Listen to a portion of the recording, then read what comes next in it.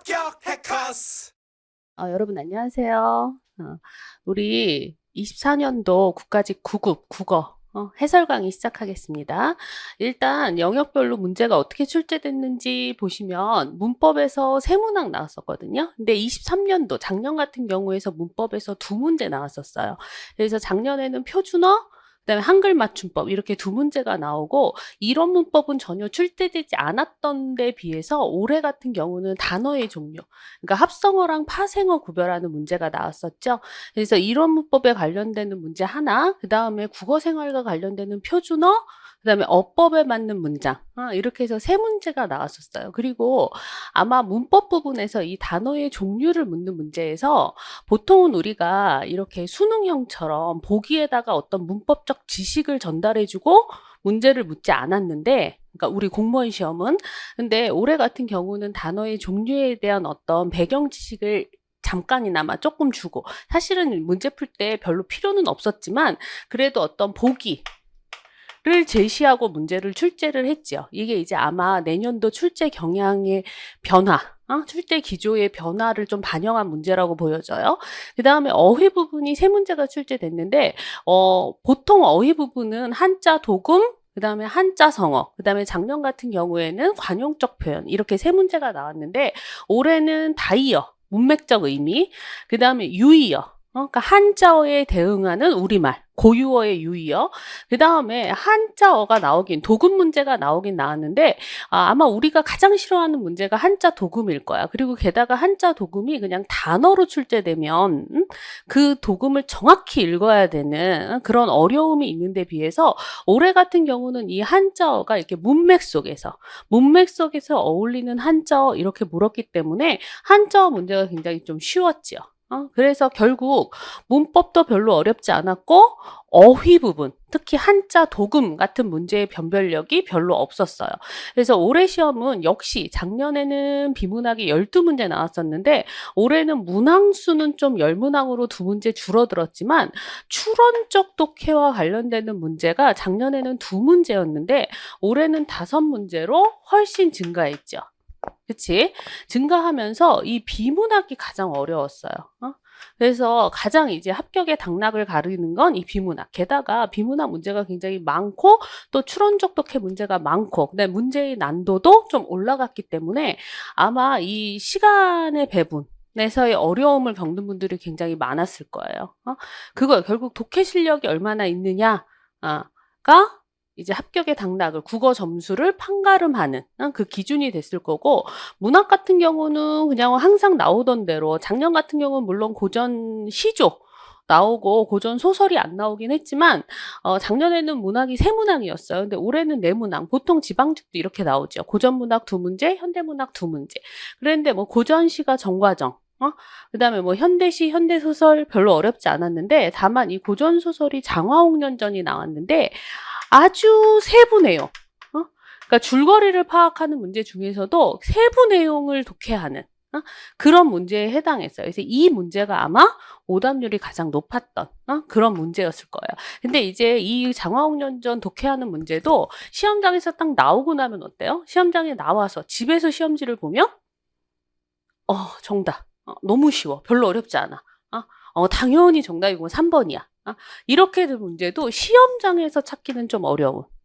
시험장에서 빨리 그 문제를 딱 봤을 때 찾기는 좀 어려운 문제였어요. 그래서 결국 비문학, 추론적 독해의 문제를 얼마나 잘 풀었느냐. 특히 제한된 시간, 빠른 시간 안에 그 다음에 장화홍련전의 고전수설의 세부 내용을 독해하는 것을 정확히 했느냐.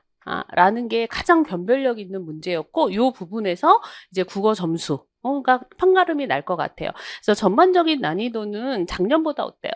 어려웠죠. 국어 시험. 특히 최근 한 3년 사이에 국가직, 지방직 다 포함해서 가장 어려운 문제였던 것 같아.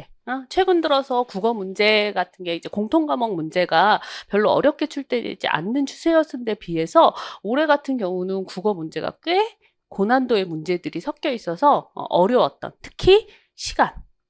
시간의 압박이 있는 시험 상황에서 훨씬 어렵게 느껴졌을 거예요. 그래서 결국 국어 점수의 당락은 독해에서 판결음이 나는구나 라는 거를 아마 몇 년 전부터 계속 이게 예고된 그런 경향이었기 때문에 독해 부분을 이제 자기에 맞춰서 자기의 독해 실력에 맞춰서 학습하는 것이 가장 중요할 것입니다.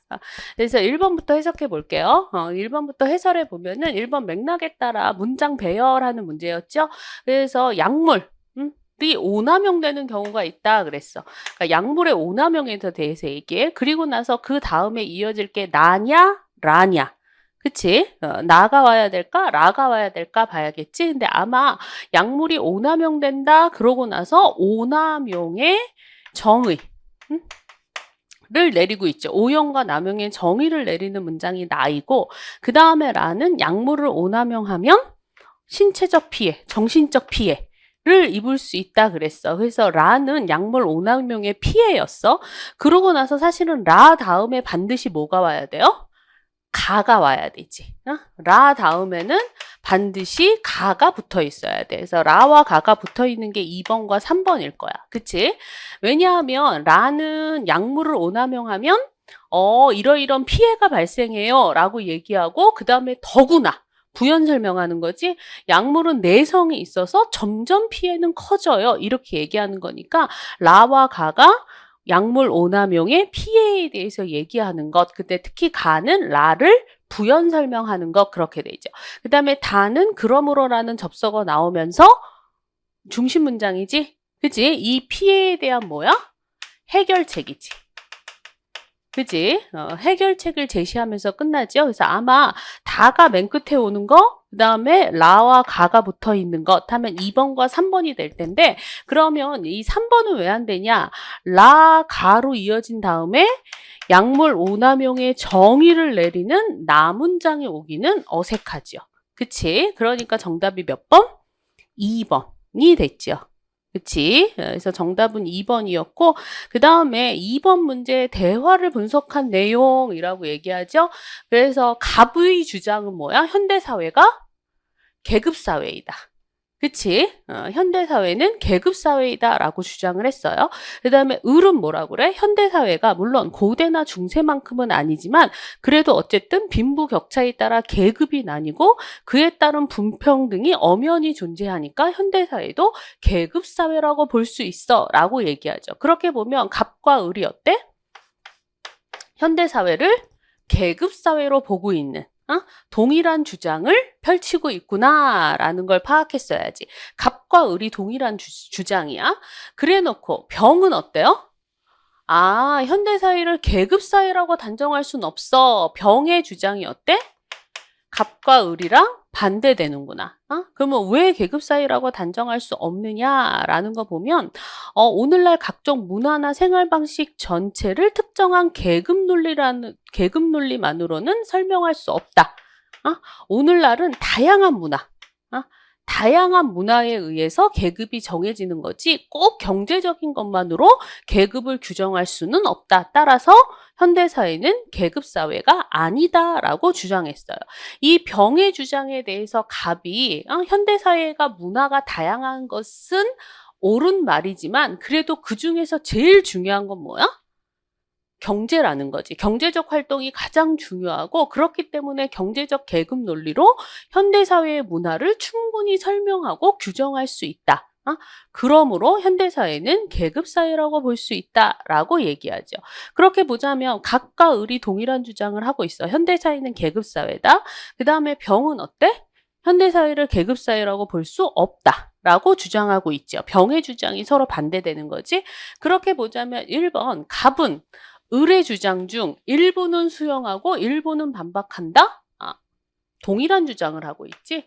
반박하는 거 없어. 아마 갑이 병의 주장, 병의 주장 중 현대사회의 문화가 다양하다는 것은 인정해.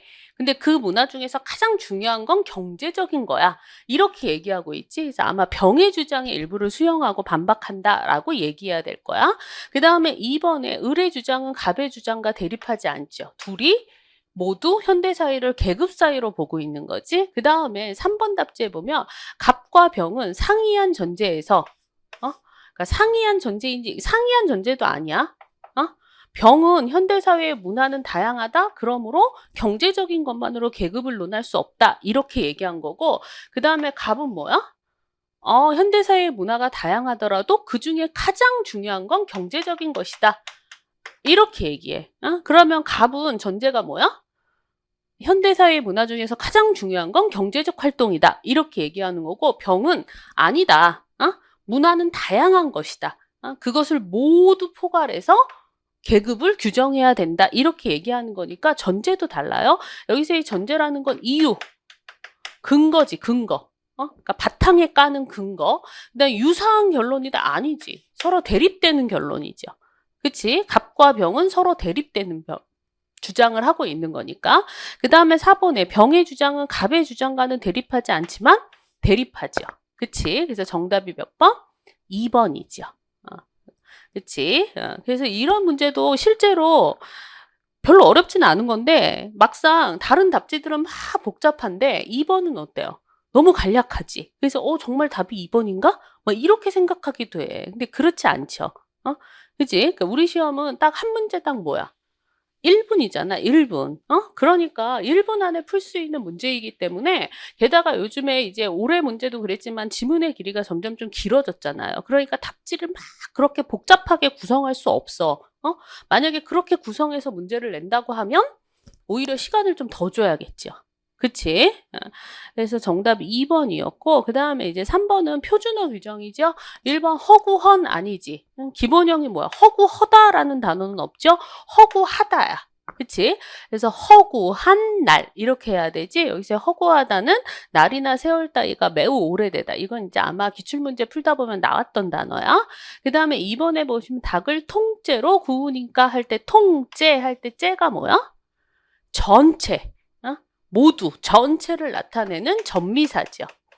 그치? 그래서 통이라는 명사 뒤에 째라는 전미사가 붙어서 만들어진 파생어로서 전부를 나타내는 전미사는 째지요. 그래서 껍질채가 아니라 뭐야? 껍질째 먹는 사과라고 해야 되지. 2번이 맞죠? 그래서 통째, 껍질째 이렇게 해야 되고 하마트면 아니고 뭐야? 하마터면. 이라고 하는 조금만 잘못하였더라면 이라는 뜻을 갖는 부사지요. 그 다음에 4번은 허리가 잘록하게일까? 그치? 잘록하게지. 그치? 그러니까 4번까지는 모르셨더라도 통째가 맞는 거야. 그러니까 이건 여러분 허구헌 틀린 거 아셔야 돼.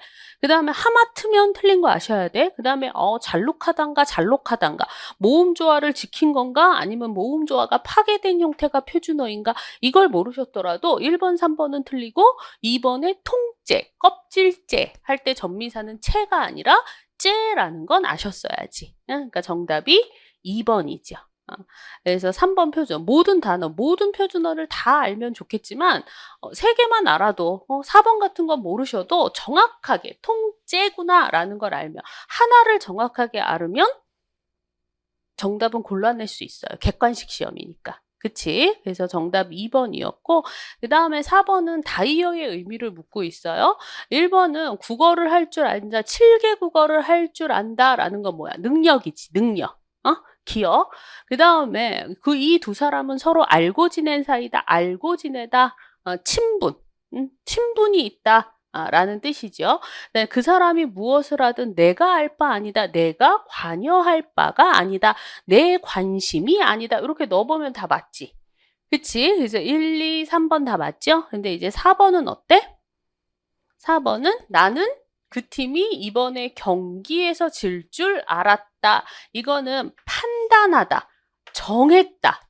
라기보다 여기다 넣어봐. 나는 그 팀이 이번 경기에서 질 줄 판단했다. 판단했다는 좀 되지만 질 줄 정했다라는 건 아니지. 정하다라는 뜻은 아니잖아. 그래서 4번이 틀렸죠. 4번의 해석은 뭐야? 여기서의 알다는 어떤 사실에 대해서 그러하다고 믿거나 생각하다. 이거 믿다. 나는 그 팀이 이번 경기에서 질 거라고 생각했어. 질 거라고 믿었어. 라는 뜻이지. 그래서 리을의 설명에 어떤 일을 어떻게 할지 스스로 정하거나 판단하다의 예문은 내가 알아서 할게. 내가 알아서 할게 이럴 때 쓰이는 알다라는 뜻이죠. 내가 알아서 할게, 내가 판단해서 할게 이런 뜻이니까. 그치? 그래서 다이어의 의미를 묻는 문제 정답은 4번이었어요. 그거였고 5번은 화법 문제였죠. 진행자의 말하기 방식을 묻고 있으니까 어때? 진행자의 발언만 잘 보면 되죠. 그래서 보면 진행자가 화제를 소개하지. 그치? 시내 도심에서 속도를 제한 속도를 조정하기로 했다.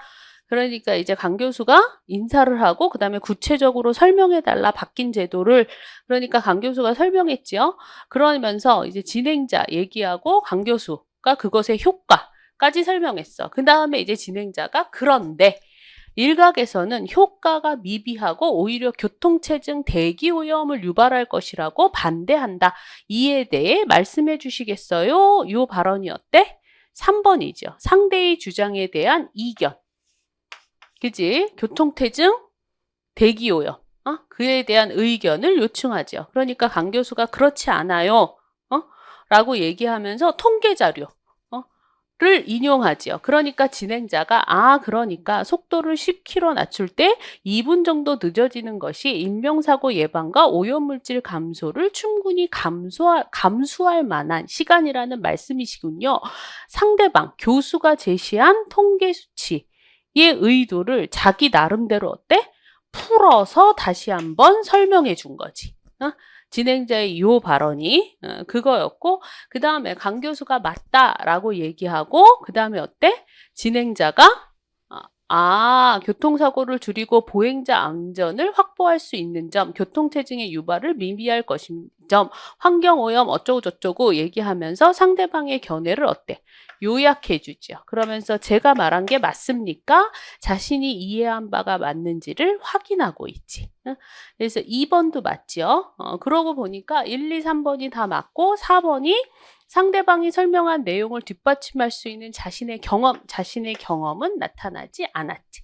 정답은 4번이죠. 그러니까 이런 문제는 되게 뚜렷이 답이 딱 보이는 문제였지. 경험 같은 게 제시되지 않았으니까.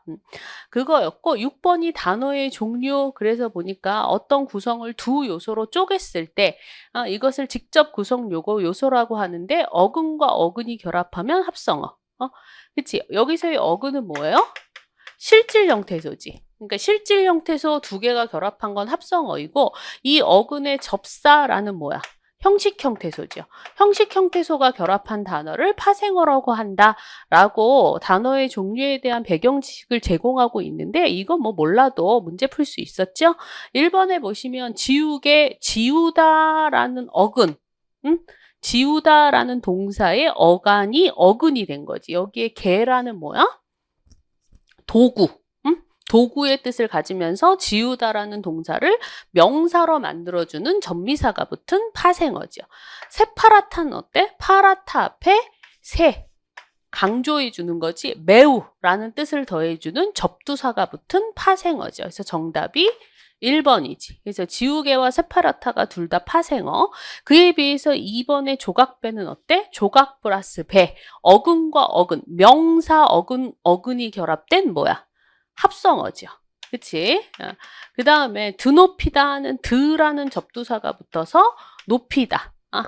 를 강조해주는 접두사, 파생어. 그 다음에 집밥다도 어때요? 밥다 앞에 집. 마구라는 뜻을 더해주는 접두사죠. 그에 비해서 저녁 노을은 어때? 명사가 결합된 합성어지. 어근이 결합된 풋사가는 뭐야? 덜 익은이라는 뜻을 더해주는 접두사가 붙은 파생어죠. 근데 돌아가다는 어때? 돌다와 가다라는 동사 어근 두 개가 결합한 뭐야? 합성어죠. 게다가 돌아가다 같은 경우는 중간에 돌다와 가다에 아라는 연결어미가 들어가 있는 어간어미가 결합된 통사적 합성어가 되는 거지. 그치? 그래서 정답이 1번이었죠. 어렵지 않았지? 거의 아마 중학교 문법 수준의 그 정도의 문제였죠. 그래서 6번이 1번이었고 그 다음에 7번은 현대시 문제인데 현대시의 표현상의 특징을 묻고 있어요. 울타리박 제목 보시면서 울타리박인데 1년에 보시면 머리가 마늘쪽같이 생긴 고향의 소녀와 직유법 사용됐네.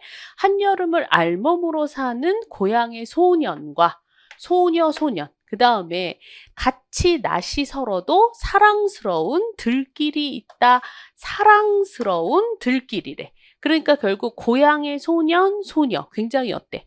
알몸으로 다닌다 그러니까 순수한 모습이죠. 순수한 사람이야. 그 다음에 사랑스러운 들길 그랬지. 그러니까 이거는 고향의 모습을 떠올리고 있구나라는 걸 알 수 있죠. 그치? 고향의 소년, 소녀, 그 다음에 아마 고향의 모습. 근데 아마 여기서 이 소년, 소년이 누굴까? 자기 어린 시절의 모습 아닐까? 그치? 응, 그럴 거야. 근데 그건 모르더라도 어쨌든 사랑스러운 고향의 모습을 떠올랐어요. 그 다음에 이연도 마찬가지로 그 길에, 이 사랑스러운 들길에 아지랑이가 피듯, 태양이 타듯, 제비가 날듯, 물이 흐르듯, 그렇게 직유법. 그리고 열거법 사용하고 있지. 뭐뭐하듯 뭐뭐하듯 뭐뭐하듯을 반복하고 있네요. 천연히 그랬지. 사면이 천연히라는 부사 무슨 뜻이야? 꾸밈 없이. 그러니까 억지로 꾸민 게 하나도 없다라는 뜻이에요. 그러니까 이 천연히라는 단어가 결국 마을, 고향 마을의 단적인 이미지를 나타내고 있죠. 그러니까 우리 고향의 모습이 어때? 그 사랑스러운 들길이 있는 고향의 모습이 꾸민 데가 하나도 없이 자연스러운 그런 곳이었대. 그 다음에 울타리 밖에도 화초를 심는 마을이 있다. 오래오래 잔광이 부신 마을이 있다. 여기서 이 잔광은 뭐야? 그러니까 해질 무렵에, 해가 질 무렵에 이렇게 약한 햇빛, 해가 지면서 이렇게 보이는 남은 햇빛을 나타내요. 네, 밤이면 더 많이 별이 뜨는 마을이 있다. 그래서 결국 낮에서 잔광이 부신 저녁, 해질녘, 그 다음에 밤으로 어때요? 시간. 시간의 흐름이 느껴지지? 낮, 저녁, 밤. 이렇게 되죠. 그래서 결국 이 마을이라고 하는 건 고향의 모습. 그지? 어떤 마을의 모습을 쭉 그리면서 고향의 모습을 회상하고 있다라는 게 느껴져야 돼요. 그래서 1번에 보시면 향토적 소재, 뭐 마늘쪽, 아지랑이, 그치?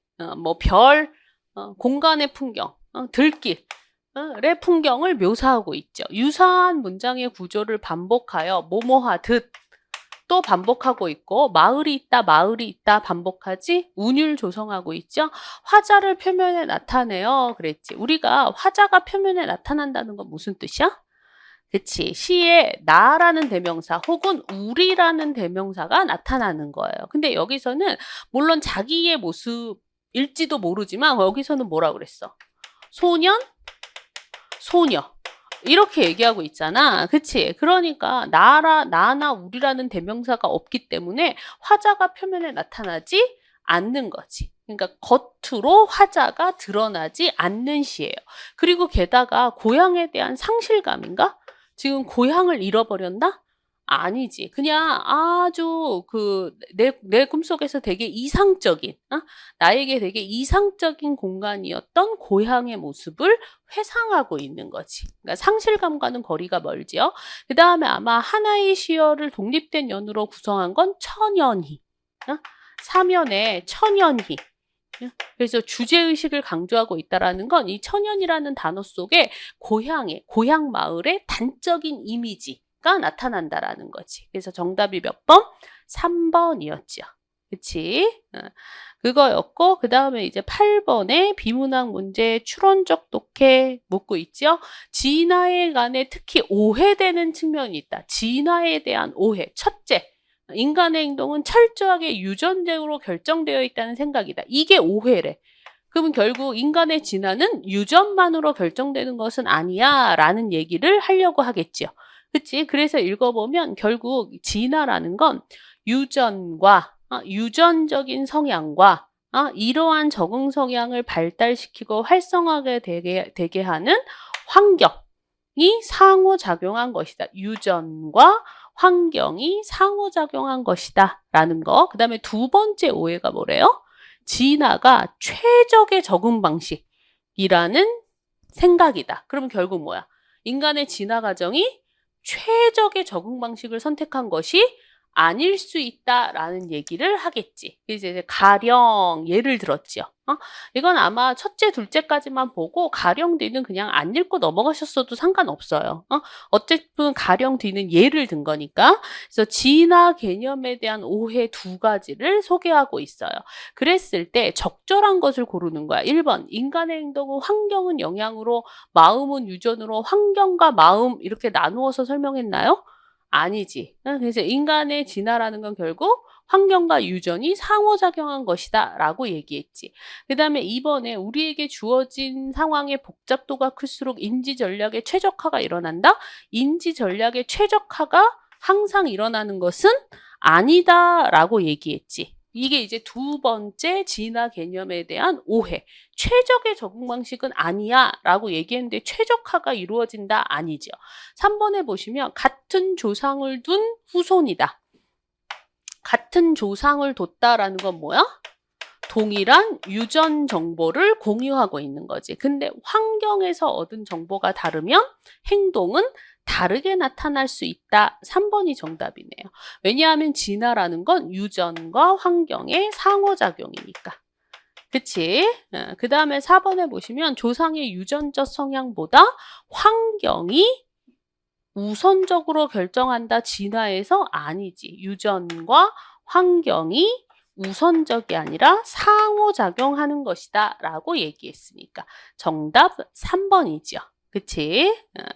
그 다음에 9번 문제 같은 거 있지? 그러니까 한자가 이렇게 진작에 이렇게 문맥적으로 제시됐으면 훨씬 쉬웠을 거야. 아마 내년부터는 이 정도의 한자만 나오겠다라는 걸 예고한 문제인 것 같아요. 그래서 아마 첫 번째 문장에서 현실을 도외시한 정책이냐 배관시한 정책이냐 찾는 거였고, 그 다음에 두 번째는 그는 시건이 잦아 첨언이 잦아 친구들 사이에 신의를 잃었다. 그 다음에 세 번째 단은 이 소설은 당대 구조적 모순이냐 보관이냐. 모순은 여러분 아셨지? 그치? 그 다음에 아마 시건도 읽을 수 있었을 거야. 식이 먹을 시자잖아. 그치? 도외시 정도도 읽을 수 있었을 거고. 그래서 도외시, 시건, 모순이 들어가야 됐죠. 1번이었지. 정답은 아마 도외시는 상관하지 않거나 무시하다. 라는 뜻이고요. 그 다음에 아마 시건은 뭐야? 먹을 식자에 말씀 원자 쓰는데 한 번 입 밖에 낸 말을 도로 먹는다 라는 뜻이거든요. 그러니까 약속한 대로 지키지 않는 말. 약속한 말대로 지키지 않는 것을 이르는 말이에요. 모순은 알죠? 그러니까 앞과 뒤가 서로 모순되는 거. 이치상 서로 맞지 않는 거. 그래서 1번이 정답이었고, 배관시는 뭐예요? 하얀 눈으로 보는 거야. 눈을 하얗게 하고 보는 거니까 어때요? 남을 업신여기거나 무시하는 태도로 흘겨보는 거. 그 다음에 첨언은 뭐야? 첨이 뭐예요? 더할 첨이지 덧붙이는 말. 그 다음에 보관은 뭐야? 배복자의 책상 안 혹은 안건 할 때 요 안자거든. 그러니까 여기서 이 보관이라고 하는 건 겉으로 드러나지 않고 마음속으로 하는 어떤 생각, 어떤 안건 이런 거 있지? 그걸 우리는 보관이라고 얘기하지. 그래서 정답은 1번이었죠. 요거 보시고, 그 다음에 10번은 추론적 독해 묻고 있는데 아마 온라인에서의 비대면 상호관계에 대해서 얘기하고 있죠. 근데 여기서 읽어볼 때 첫 번째 문단에서 온라인과 오프라인이 같이 섞여 있는 그런 경험을 할 수 있고, 이렇게 온라인과 오프라인 이분법적인 용어로 명료하게 분리되지 않는 활동도 많다. 온라인의 활동과 오프라인의 활동이 섞여 있다 그러지. 그래서 예를 들어서 설명했어. 그리고 두 번째 문단에서 오프라인 대면 상호작용보다 온라인 비대면 상호작용에서 만난 사람들에게 더 끈끈한 유대감을 느끼기도 한다 그랬어. 그러고 나서 이제 이처럼 결론 내리고 있지? 그러니까 오늘날 사이에서 이렇게 이분법적인 범주로 설명해서는 안 된다. 그러니까 이분법적인 범주는 한계를 지닌다 라고 얘기했지. 그래서 정답은 몇 번? 옳지 않은 거? 이건 2번이죠. 아마 두 번째 문단 첫 번째 문장 한편 하면서 비대면 온라인 상호작용으로는 사람들 간의 깊은 유대관계를 형성할 수 없다? 아니죠. 오히려 오프라인보다 더 깊은 유대감을 형성할 수 있다라고 바꿔야 되지. 그 다음에 나머지는 전부 다 맞죠. 그래서 옳지 않은 거 정답 2번이었네요. 그거였고, 그 다음에 11번이 이게 장화홍련전 세부 내용 독해하는 거였는데, 이게 가장 오답률이 높았죠. 그치? 그래서 아마, 부사가 장화홍련이 꿈에 나타나서 자신들의 원통한 사연을 고했어. 그래서 이제 장화홍련의 아버지, 배자수를 불러들였지?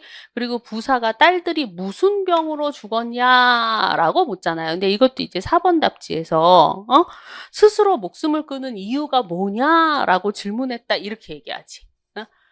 그치? 그래서 딸들이 무슨 병으로 죽었냐? 그러니까 배자수가 대답하지 못하고, 그러니까 이제 계모, 후처가, 얘기하죠. 장녀 장화가 낙태한 후 부끄러움을 이기지 못하고 스스로 물에 빠져 죽었다. 근데 이것도 이제 답지에서는 뭐야? 홍련이 그랬다. 이렇게 얘기하지. 그리고 홍련은 언니를 따라서 죽었다. 그러면서 낙태한 증거물을 바칩니다. 그랬어. 그러고 나서 이제 꿈에 그러고 나서 부사는 이 낙태한 증거물을 보고 미심쩍어 하지요. 그러니까 오히려 이 계모, 후처를 미심쩍어 한 거야. 그러고 나서 꿈에 장화홍련이 다시 나타나서 계모가 죽은 쥐의 가죽을 벗겨 제 이불 안에 몰래 넣어둔 것입니다. 다시 그거를 가져다 배를 갈라보면 이 후처가 거짓말을 하는 것임을 알게 될 것입니다. 라고 하고 거짓을 밝혀내고 있죠. 그치? 근데 이게 이제 선지가 아주 세부적인 단어 하나하나를 바꿔서, 그러니까 내용은, 그 장화홍련전의 내용은 어렵지 않았는데, 선지 구성을 어때요? 되게 복잡하게 했지. 굉장히 세부적인 내용까지. 그래서 아마 1번도 부사는 배자수의 후처가 제시한 증거를 보고 장화홍련 말이 거짓이라고 확신했다? 아니죠. 후처가 제시한 증거물을 보고 이 후처를 그냥 미심쩍어 했어. 그 다음에 2번에 배자수의 후처는 음행을 저지른 홍련이 아니라 누구야? 장화지. 그치? 그 다음에 3번 장화는 배자수의 후처가 제시한 증거가 거짓임을 확인할 수 있는 방법. 그 증거물을 가져다가 다시 살펴봐라. 배를 갈라봐라. 뭐 이렇게 얘기하죠. 배를 갈라봐라. 이렇게 얘기했어. 4번에 배자수는 장화홍련이 스스로 목숨을 끊는 이유가 아니라 무슨 병으로 죽었냐라고 얘기했지. 물어봤지.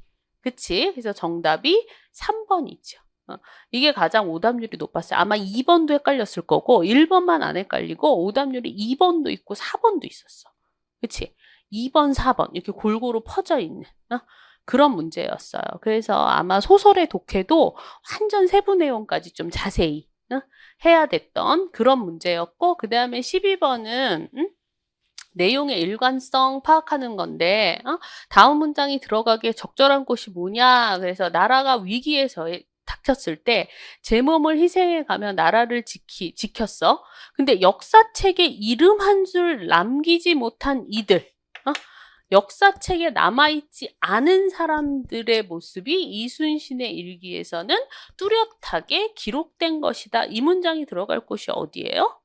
난중일기 얘기하다가 쭉 보면 다 뒤에 그뿐 아니라 이순신은 난중일기에서 사랑하는 가족의 이름과 함께 휘화장수부터 이거 봐. 병졸, 하인, 백성들의 이름까지도 언급했다 그러지.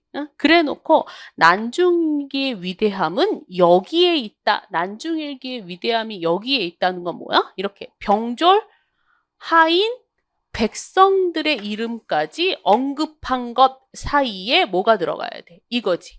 나라를 위해 희생했음에도 역사책에 이름을 남기지 못한 백성. 평범한 사람들의 이름을 언급한 것이라고 해야 되죠. 그래서 정답이 몇 번? 4번이죠. 라에 들어가야 되지 여기가 가리키는 게 무엇인가를 보셨어야 되죠. 그치?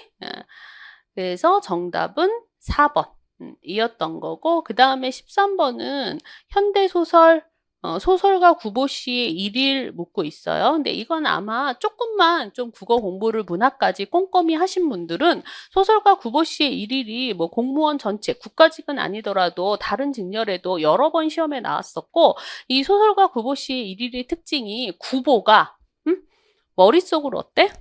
계속 이렇게 청계천부터 시작해서 뭐 종로, 명동, 노량진 막 이렇게 돌아다니면서 하루 동안 이렇게 돌아다니면서 머릿속으로 막 생각한 것을 그냥 쭉 서술하고 있죠. 그게 뭐였지? 그치. 의식의 흐름 기법으로 되어 있죠. 그러니까 지금 구보가 길을 가다가 문득 전보 배달의 자전거가 지나가는 걸 봐. 그럼 이걸 보고 이제 뭐야? 전보. 사람들이 저 사람이 전달해준 전보를 받아들었을 때, 기분이 어떨까라고 생각하고, 전보가 아니면 엽서라도 하면서 구보도, 나도 엽서를 받고 싶어.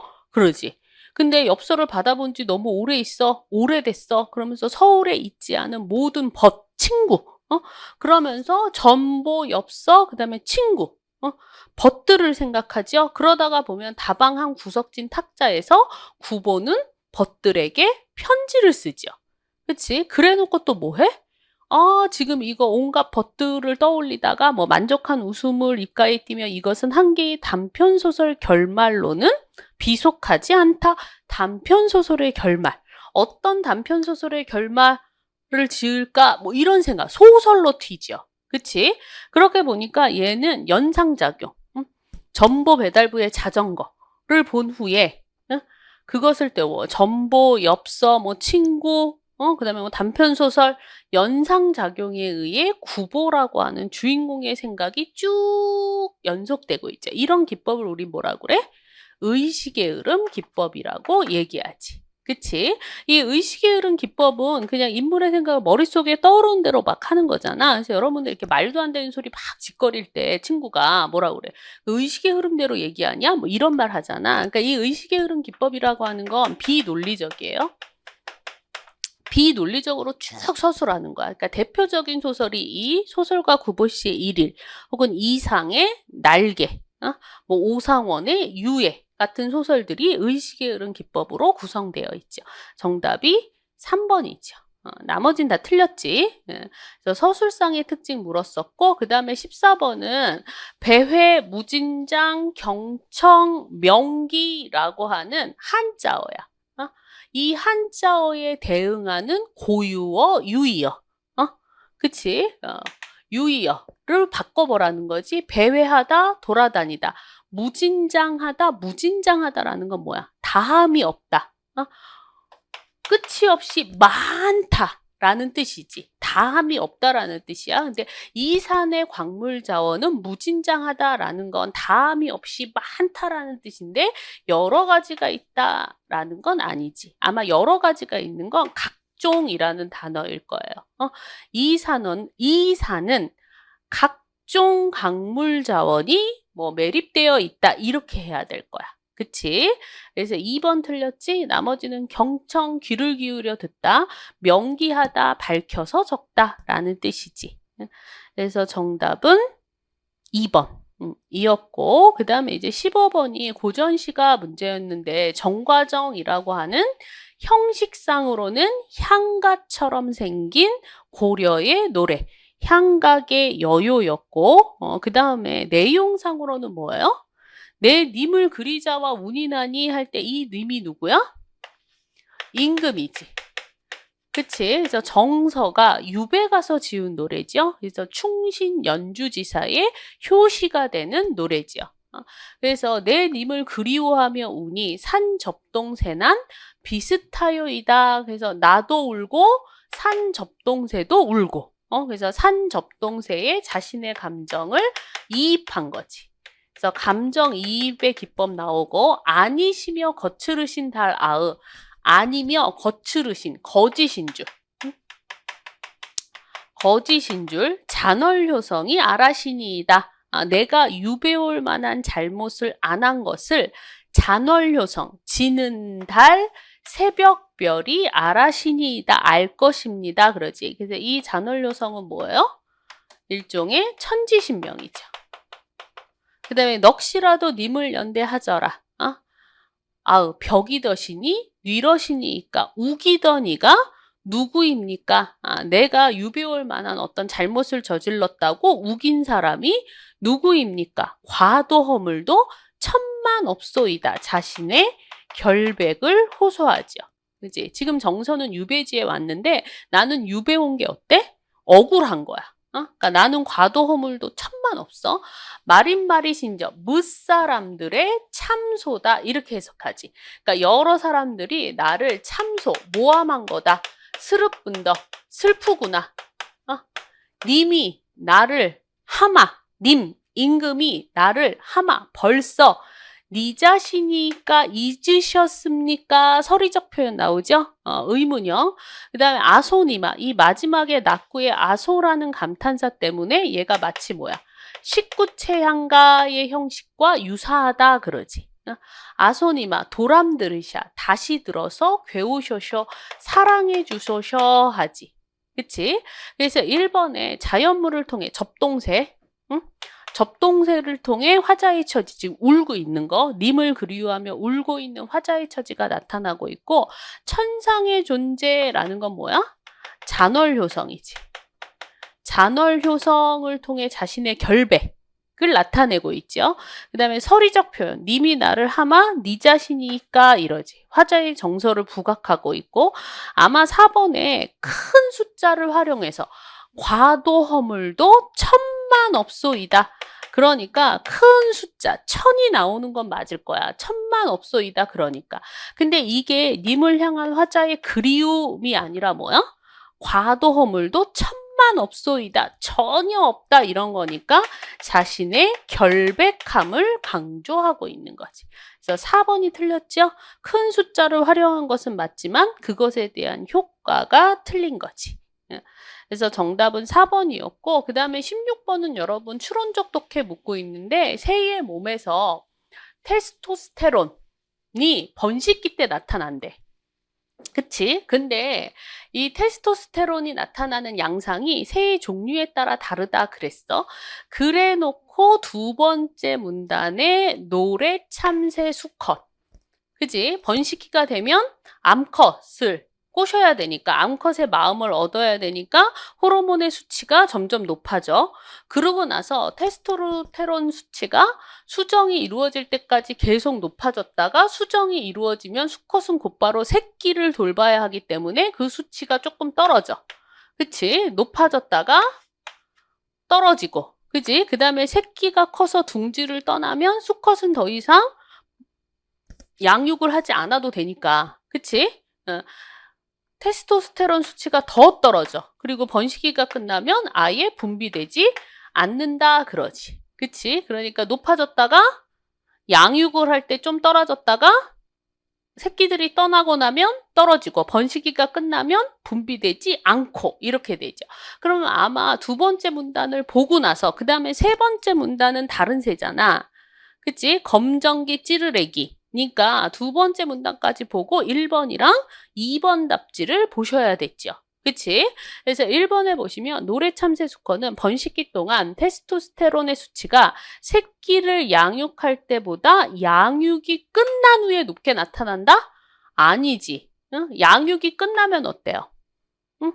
양육이 끝나면 더 떨어진다 그랬지.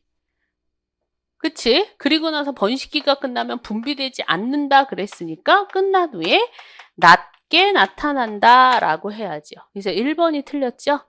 그치? 그래서 이거 우리 비문학 문제가 아까도 얘기했지만 지문의 내용이 좀 복잡하고 어려워. 그러면 선지는 어때요? 오히려 답지는 더 쉽게 구성되는 측면이 있다고. 왜? 1분 안에 풀어야 되니까. 지문의 내용도 어렵고 그 다음에 선지까지 막 아까 우리 선지가 복잡한 것은 장화옥년전이야. 그치? 장화옥년전처럼 선지를 또 막 단어 하나를 바꿔서 복잡하게 나타내면 어때?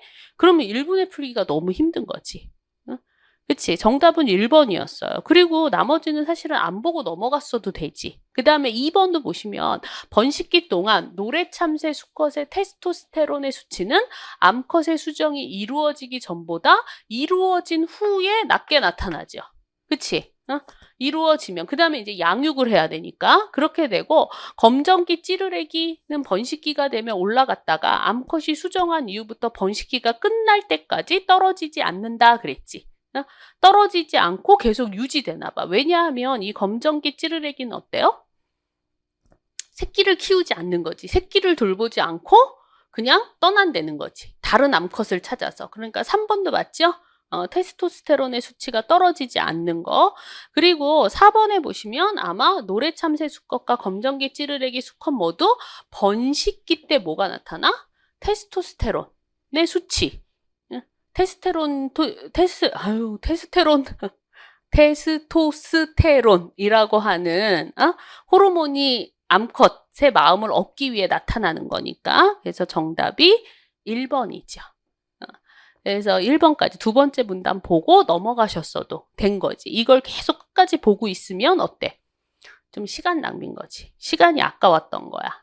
그거 보시고 그래서 어떤 부분에서 내가 실수를 했나라는 것 좀 돌아봐 주세요. 그래서 17번 그 다음에 보시면 다음 거를 이해한 내용 파악하기 문제였어요. 다중지능 이론에 대해서 얘기해. 그래서 기존의 지능이 언어지능이나 논리, 수학, 지능 등 인간의 인지 능력에만 초점을 맞추고 있음을 비판하면서 나타난 거야.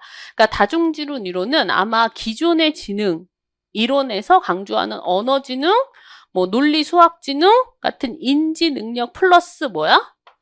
신체와 정서, 대인관계 능력까지 포괄한 총체적 지능 개념을 만들어낸 거지. 그치? 그래 놓고 좌뇌, 우뇌 뭐 얘기해. 근데 기존의 지능이 뭐에? 좌뇌에만 초점을 맞췄다. 뭐 그걸 비판했대요. 그래서 아마 1번에 보시면 논리, 수학 지능은 다중지능 이론의 지능 개념에 포함되지 않는다? 아니지. 포함되지. 이것도 포함되고 뭐 대인관계, 뭐 그 다음에 뭐 또 뭐야? 대인관계, 신체, 정서 같은 것까지 총체적으로 들어가 있는 개념이니까.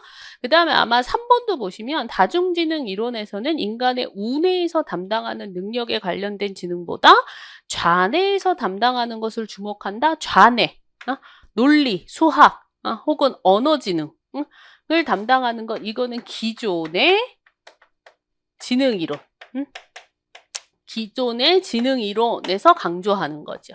그치? 다중지능 이론은 좌뇌와 우뇌에서 담당하는 능력을 모두 주목하는 거고.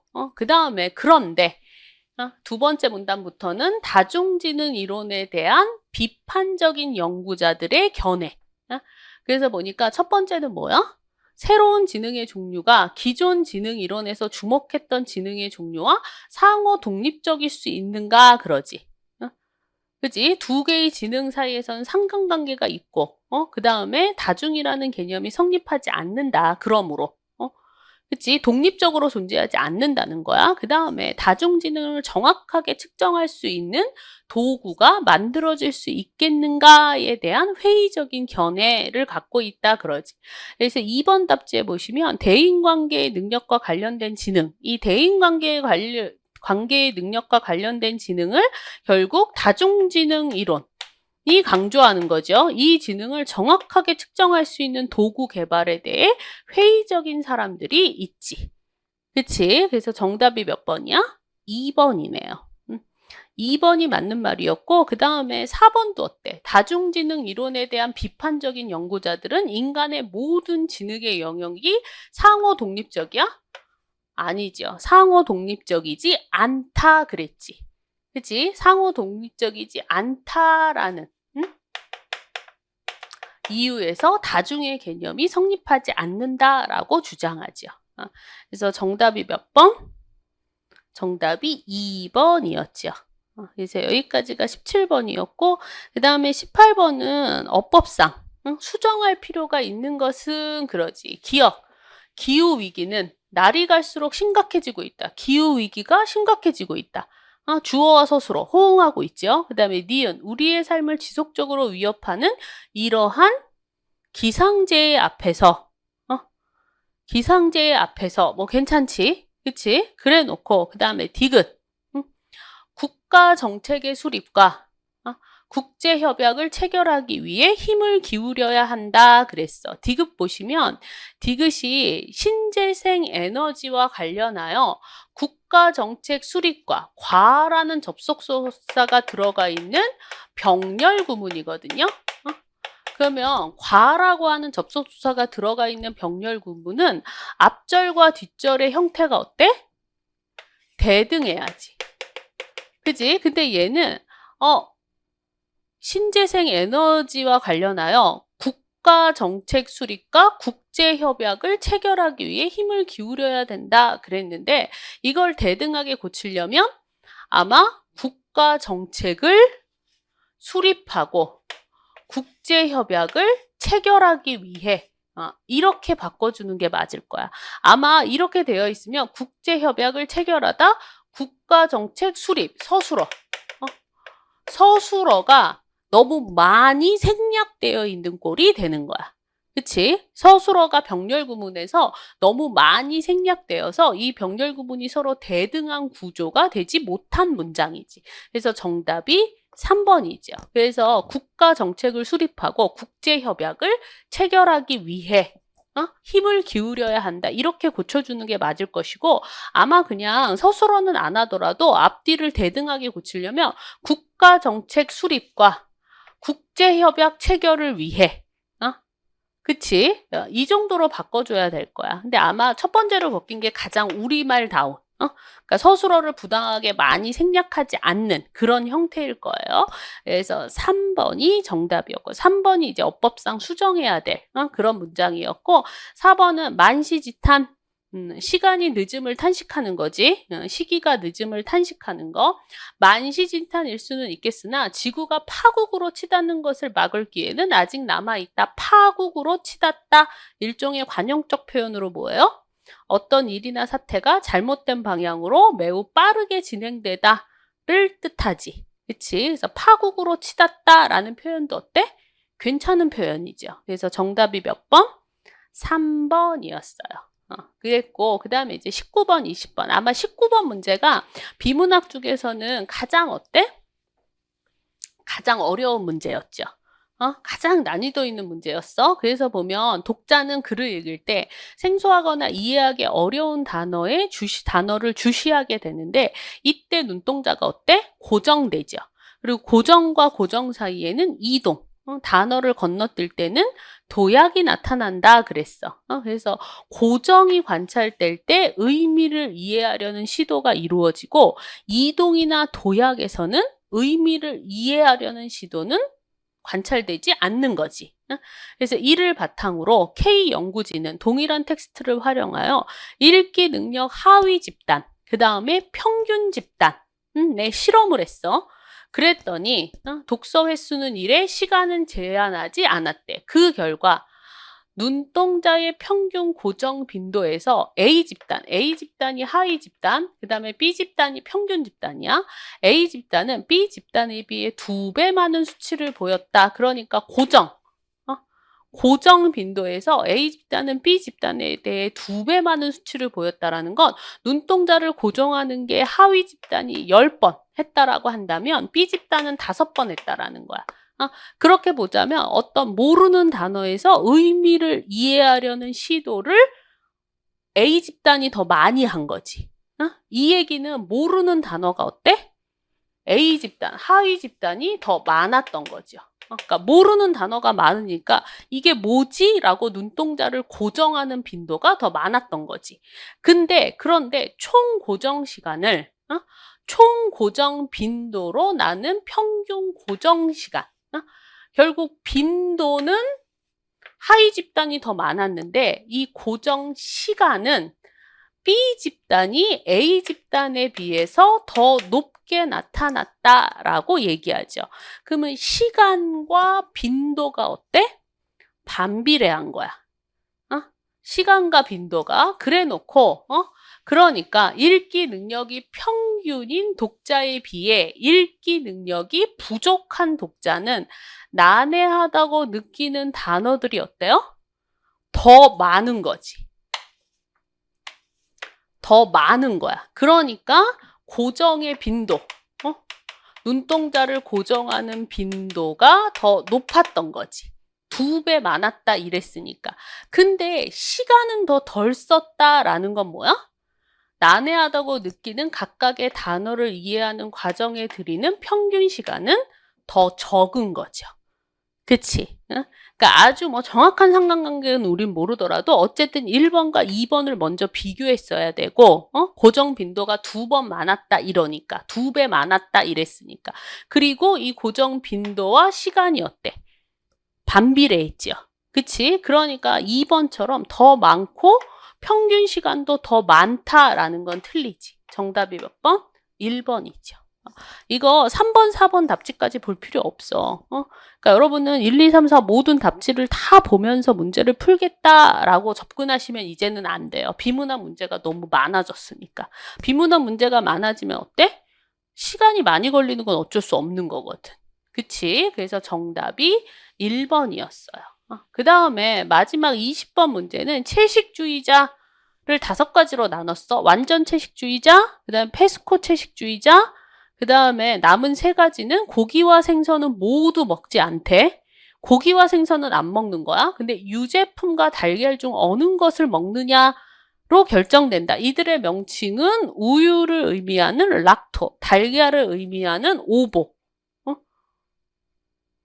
를 가지고 정해졌는데, 예를 들어 락토 오보는 락토 우유, 오보 달걀. 그러니까 고기와 생선은 먹지 않지만 우유와 달걀을 모두 먹으니까 락토 오보 채식주의자라고 정했대. 그러니까 먹는 걸 기준으로 이름을 정했다라는 거지. 그치? 그렇게 보자면 락토 채식주의자는 락토, 우유지. 그러니까 어때? 우유는 먹는 거지. 고기와 생선은 다 먹지 않고 우유, 즉 유제품은 먹고 달걀은 먹지 않고. 그치? 그 다음에 오버는 어때? 오버가 달걀이니까 뭘 먹는 거야? 그치? 달걀은 먹고 우유는 먹지 않고 이렇게 돼야지. 가와 나에 들어갈게. 그러니까 4번 답지에 보시면 락토 채식주의자는 유제품을 먹는 거지. 근데 고기, 생선, 달걀은 안 먹는 거.